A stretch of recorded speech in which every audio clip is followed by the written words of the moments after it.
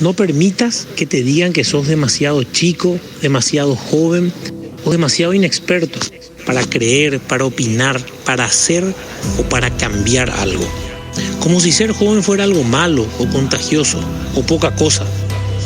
Porque la gente que dice eso no quiere cambiar nada. A ellos les sirve esta realidad. Son los de siempre. Por eso quieren cambiarte a vos.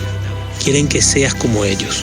Acordate que la misma gente que te dice que sos demasiado joven para entender de política o de lo que sea, es la misma gente que hoy también te va a decir feliz día. Yo no solo te quiero decir feliz día, que espero que lo tengas y que pases bien, sino que te quiero dejar una pregunta para vos y para todos. ¿Qué vas a hacer hoy? Quiero verte pensar en eso. Quiero escucharte decir eso. Porque hoy somos jóvenes. Hoy tenemos la fuerza, la inteligencia, el tiempo y la oportunidad de cambiar algo.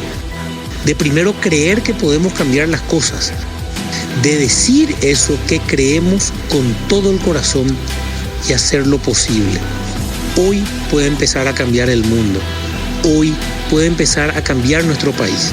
Siempre que decidamos eso. Así que, ¿qué vas a hacer hoy?